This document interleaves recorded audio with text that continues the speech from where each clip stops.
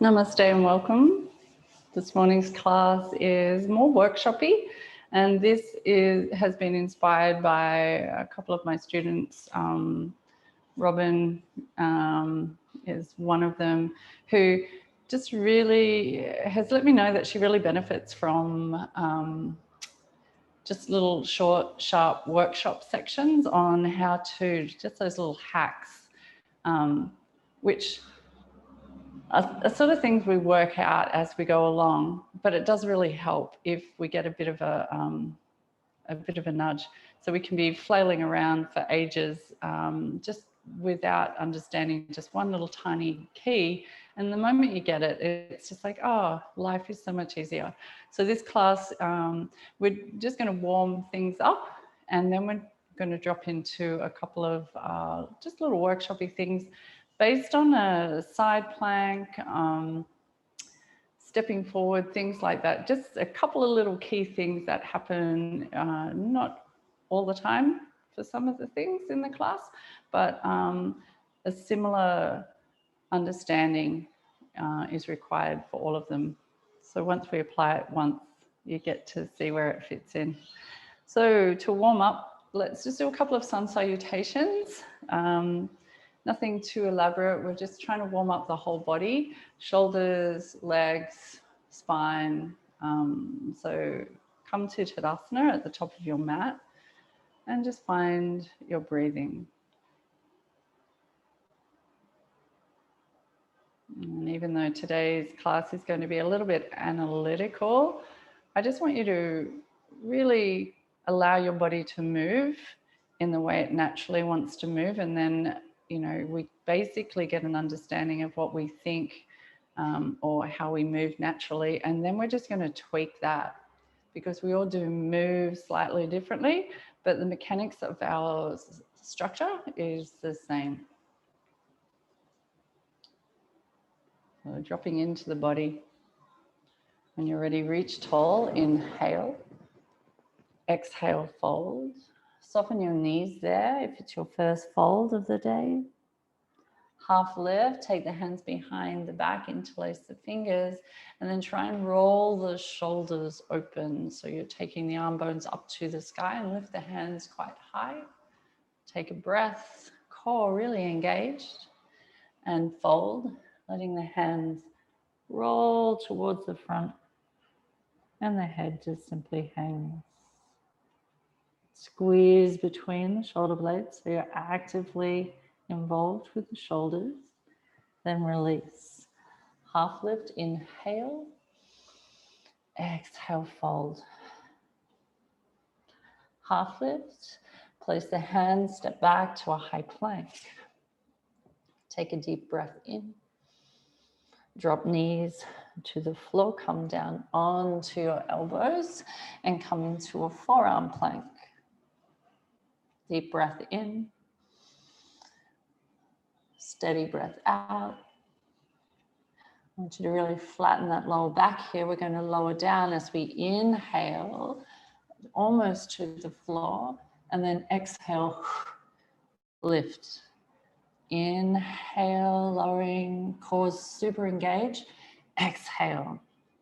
One more time. Inhale and exhale.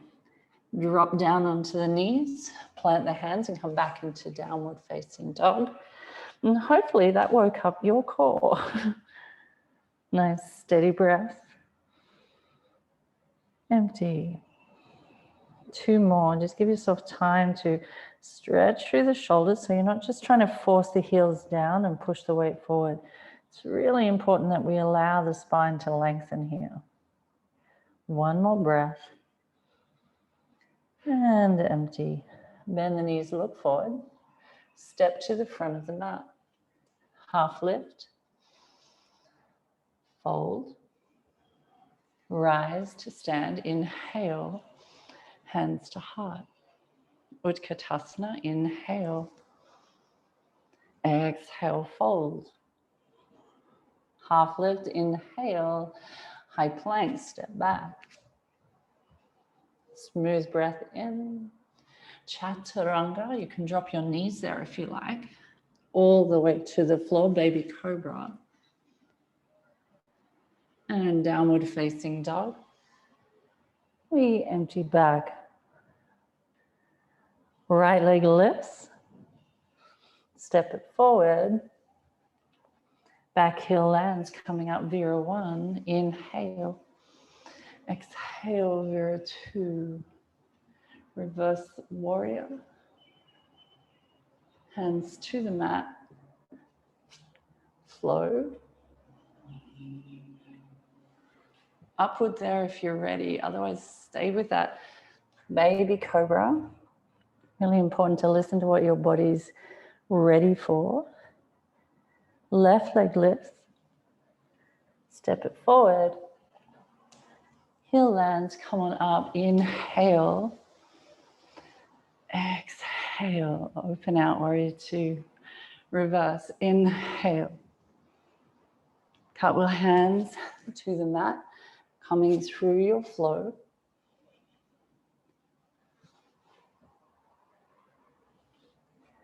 And land in your downward dog. And just give your hips a nice little wiggle. When you're ready, come down onto your knees. So that's our little warm up for today. And now I'm going to move into the workshop section. And the first thing I'm going to talk about is stepping forward, coming forward on the mat. It's easier to step back, difficult to step forward. And there is a tutorial back in the membership somewhere that is all about this.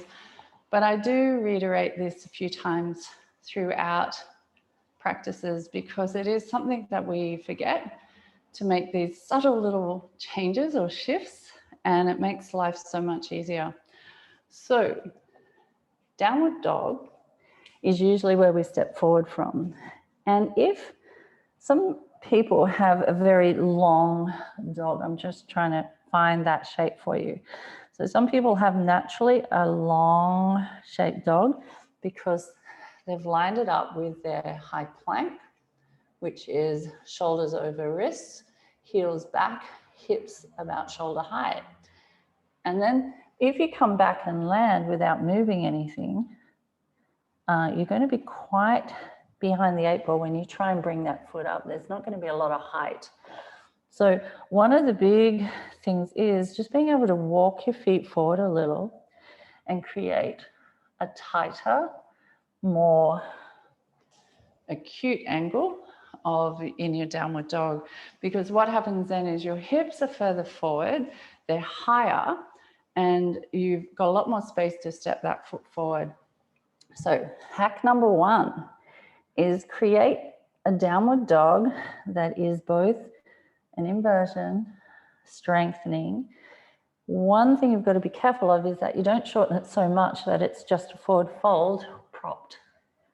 So if you're here, and that often happens at the beginning of your years of practice because it's easier than a downward dog to start with, because you can simply wedge yourself there and you can go, oh, thank God I can stay here. The strength, all the benefits from the downward dog are not really there when you're in a propped forward fold, because you're essentially just in a forward fold. So you'll work it out, and that's where going into classes, in studio classes, is so important to mix that with your online, because you can get some really funny little habits and then they become stuck. So we have somewhere in between. And you'll work this out, because if you stepped onto your, say if you were really long and you stepped onto your right foot and we said step forward and you came forward and there's no way you can get that foot up, that's a sure cue that you could step forward a little. So if I was to say right foot steps forward, you're going to bring the left foot just a little and bring that leg right in, and you're going to have to bring your shoulders over the wrist too. So moving forward is that hack, moving forward rather than staying back and trying to do it all back here. So it's that rolling of the spine, maybe even coming up onto fingertips on that same side so you get extra height. So the foot goes down lightly. Then you can wiggle that foot back before coming up, depending on what lunge you're going into. Always practice this on both sides. So let's come back into a downward dog. I personally have a fairly long downward dog, so I always step that foot forward before stepping. So let's do it on the other side. Left foot lifts, step it forward. So we're going to roll, lift the knee, lift the heel. I'm trying to kick my butt with my heel, so it's very high. And I haven't let my hip drop, so it's really lifted. Then I step forward and move that foot, back foot to wherever I need. Cool? So practice that little gem at home as often as you can, because it'll become a second nature to you. And every now and then in a class you might forget and you'll feel it because it's no longer smooth and you can't get your leg up there. But no, it's just probably one of those things. Either you're too long or you haven't moved your weight forward. And it does require a little bit of core action because you're lifting that whole leg. If you look at a leg and the structure of it, the muscles, they're heavy. You know, you've got to lug that thing forward. So it takes a lot of core. So that's number one. The second one I wanted to talk to you about, and this one is, based on something that Robin and I were chatting the other day. We were doing some side planks in class and bringing a foot forward. And I realized that there is a difference between a side plank and then if you are starting to want to move forward, similar thing, you've got to shorten this up a little.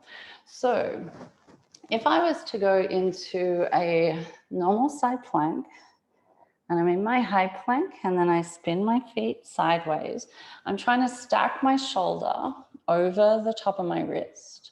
I'm not sinking in the shoulder, I'm pushing away, and then I lift this arm up.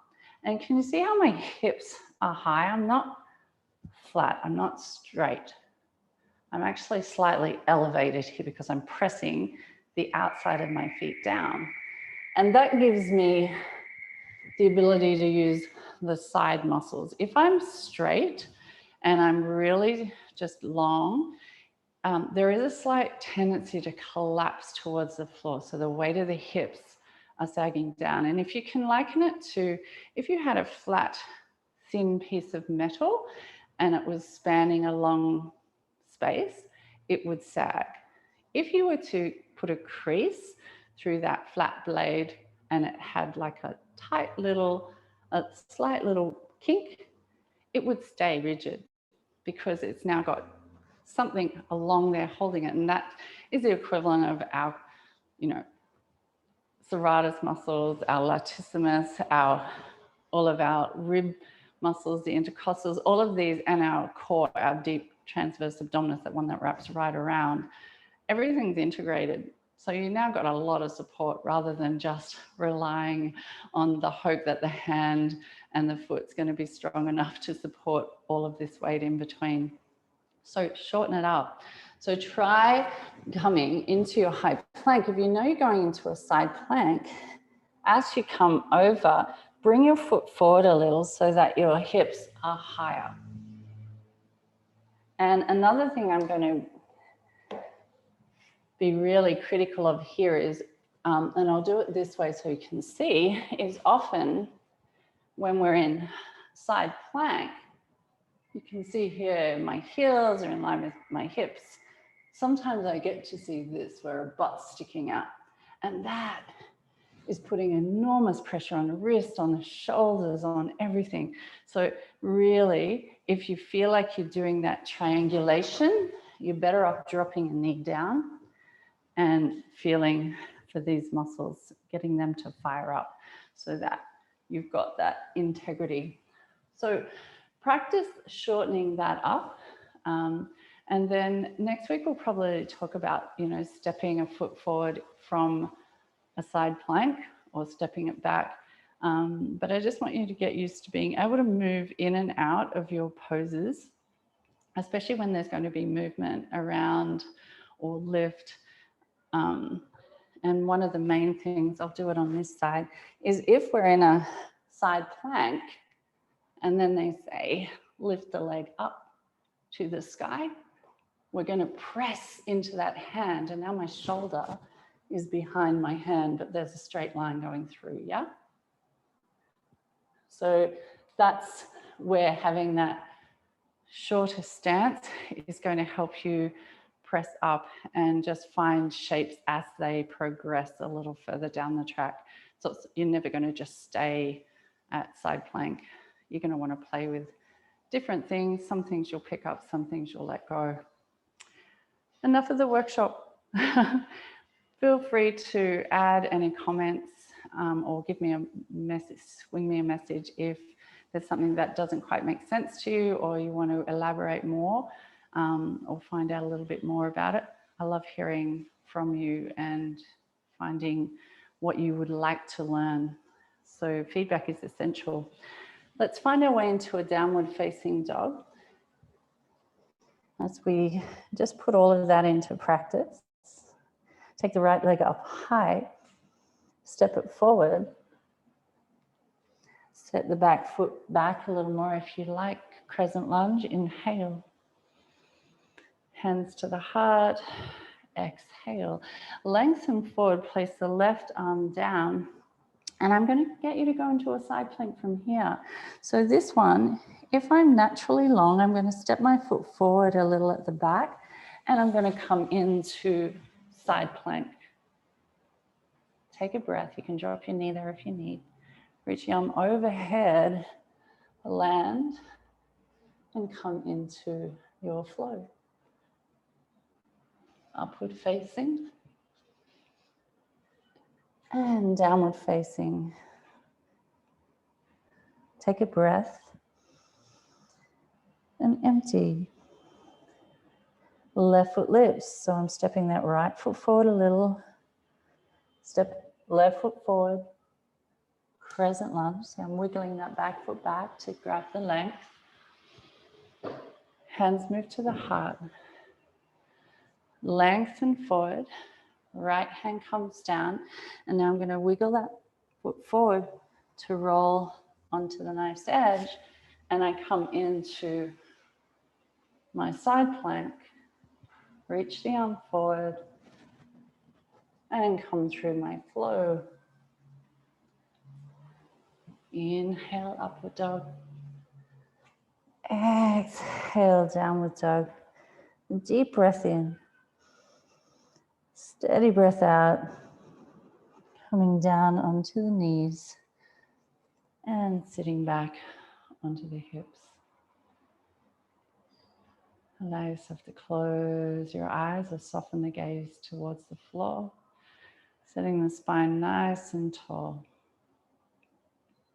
Steadying the breath. And rather than trying to work out the intricacies, just trace in the mind's eye those shapes you were forming. And even if some of them were difficult, some of them weren't quite there, just picture yourself just going over those little kinks in the rhythm and finding that shape. And you're just picturing yourself as if you're placing yourself into a movie and just seeing yourself performing the shape as you want it to be. And trust that, the body knows and it works it out. If we just get ourselves out of the road and take all of those negative, reinforced sayings that we have, like, I can't do this, my body's this, and having all of the excuses pop up. And just let yourself be patient.